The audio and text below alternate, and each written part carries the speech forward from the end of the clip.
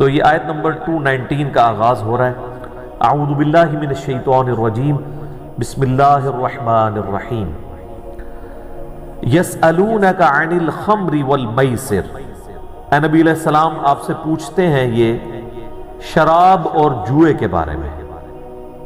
ابھی یاد رکھیے گا یہ ابتدائی خاکہ ہے، اس دور میں ابھی شراب حرام نہیں ہوئی تھی۔ ظاہر ہے کہ عرب کے لوگ جو ہیں وہ شراب کے ساتھ بہت زیادہ شغف رکھتے تھے، تو ایٹ لیسٹ 3 سٹیجز کے بعد اس کی فائنل حرمت نازل ہوئی سورۃ المائدہ کی آیت نمبر 91 کے اندر۔ تو یہ ابتدائی احکامات ہیں۔ آپ سے پوچھتے ہیں شراب اور جوئے کے بارے میں، قل فیہما اثم کبیر، فرما دیجئے کہ ان دونوں میں بہت بڑی برائی چھپی ہوئی ہے، ومنافع للناس، اور کچھ فائدہ بھی ہے لوگوں کے لیے۔ فائدہ کیا ہے کہ ظاہر ہے جوا کوئی جیتتا ہے تو اس کو فائنینشیل فائدہ ہو جاتا ہے، اسی طریقے سے شراب کا اگر کوئی کاروبار کرتا ہے تو اسے فائدہ تو ہوگا، یا وقتی طور پہ کوئی شخص غم مٹانے کے لیے شراب پی لیتا ہے تو وقتی طور پہ فائدہ ہوگا، لیکن ان دا لانگ ٹرم تو آپ کو پتہ ہے آج یعنی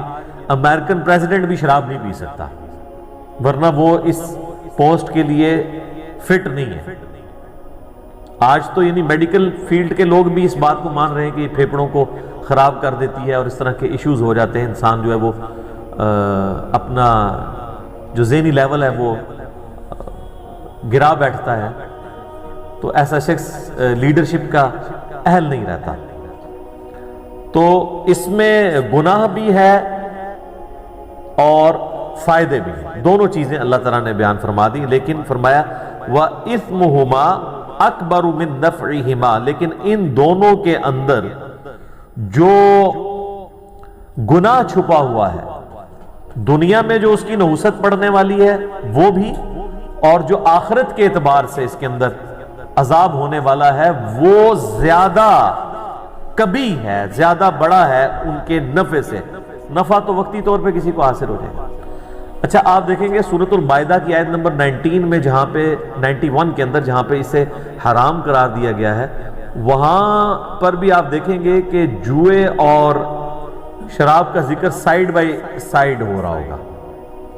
یہ دونوں چیزیں کو ریلیٹڈ ہیں، یعنی جو شراب نوشی کرنے والا ہے وہ جوئے کی لت کے اندر پڑے گا، اور جو جوا کھیلنے والا ہے وہ الٹیمیٹلی شراب نوشی کے اندر مبتلا ہوگا۔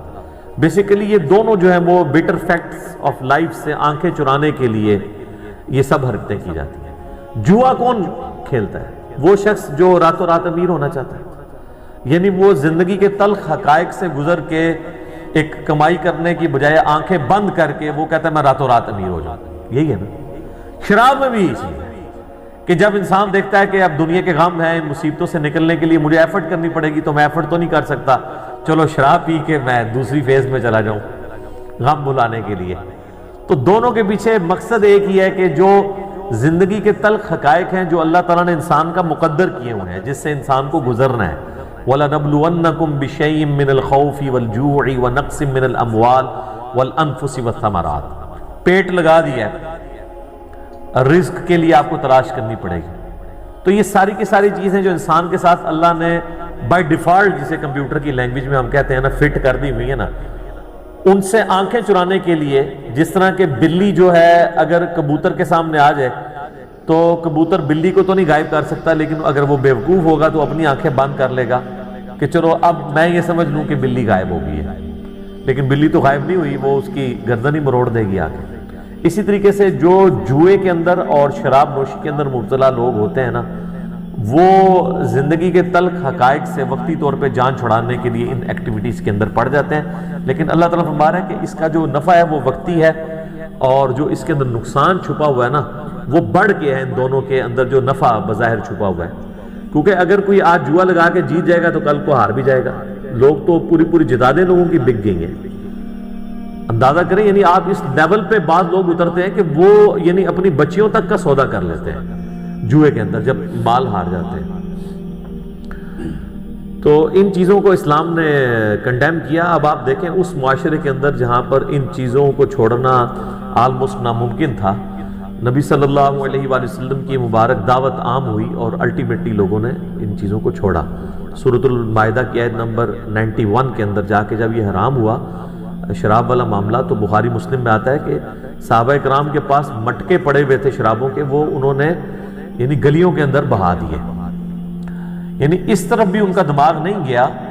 کہ ہم اس شراب کو چلو پینا حرام ہے تو ہم اسے بیچ ہی لیں، ٹھیک ہے، ان کو یہ بات سمجھ آ گئی کہ اس کا بیچنا بھی حرام ہی ہوگا۔ ویسے وہ الگ سے ترمذی میں ابن ماجہ میں حدیث ہے کہ 10 لوگوں پر اللہ اور اس کے رسول کی لعنت ہے، شراب بنانے والا، بیچنے والا، لے کر جانے والا، لادنے والا، اس کو ان لوڈ کرنے والا، پینے والا، پلانے والا، وہ سارے کے سارے۔ لیکن صحابہ کرام جو ہیں وہ اللہ اور اس کے رسول عز و جل و صلی اللہ علیہ وآلہ وسلم کے مزاج کو سمجھتے تھے۔ یہ میں اس لیے کہہ رہا ہوں کہ ہمارے یہاں پہ کے پی کے اندر کئی لوگ ہیں جو نمازی بھی ہیں اور بعض تبلیغ کے ساتھ بھی جڑے ہوئے ہیں، لیکن وہ ساتھ ہیروئن کی اسمگلنگ والا کام بھی کرتے ہیں، اور جب آپ ان سے پوچھیں تو وہ کہتے ہیں کہ جی ہیروئن جو ہے وہ نشہ ہے، اس کو پینا حرام ہے لیکن اس کا کاروبار تو حرام نہیں ہے۔ دلیل پوچھیں تو وہ کہتے ہیں کہ جی وہ گدھا دیکھ لیں آپ، گدھا بیچنا حلال ہے لیکن گدھے کا گوشت جو ہے وہ حرام ہے، حالانکہ گدھے کی کوئی ریزیمبلنس نہیں ہے اس کے ساتھ، اس کے اوپر رول لگے گا نشہ آور چیز ہوگا۔ وہاں پہ علماء کافی کوشش کرتے ہیں، اور آپ دیکھیں افغانستان کے اندر تھوڑے وقت کے لیے جب 1996 کے اندر ملا عمر کی حکومت آئی تھی، ہمیں کئی معاملات میں ان سے اختلاف ہے، لیکن یہ ان کی پازیٹیو چیز ہے کہ وہ افغانستان جس کے اوپر بلینز آف ڈالر امریکہ نے خرچ کیے تھے یہ ہیروئن کی جو پوسٹ کی جو کاشت ہوتی ہے اس کو ختم کرنے کے لیے، اور نہیں کر سکے، اور دنیا میں پہلے نمبر پہ ہیروئن سمگلنگ کرنے والا ملک جو ہے افغانستان تھا۔ ملا عمر کے ایک آرڈر کے اوپر یہ سارے معاملات ختم ہو گئے، زیرو پہ آ گئے، اور جیسے ہی طالبان کی حکومت ختم ہوئی آج امریکہ بھی وہاں پہ بیٹھا ہے، افغان حکومت بھی موجود ہے، اور آپ دیکھ لیں پچھلے 15-20 سالوں سے پھر پہلے نمبر پہ افغانستان ہیروئن کی سمگلنگ کرنے کے لیے، اور اس میں سے کئی ایک معاملات پاکستان کے ذریعے بھی ہو رہے ہوتے ہیں، پاکستان میں بھی چوری چھپے یہ کام چل رہا ہوتا ہے۔ ظاہر ہے کہ یہ پاکستانی کروڑوں روپوں کی 1 کلو یہ بکتی ہے ہیروئن، کافی زیادہ اس کا ریٹ ہے،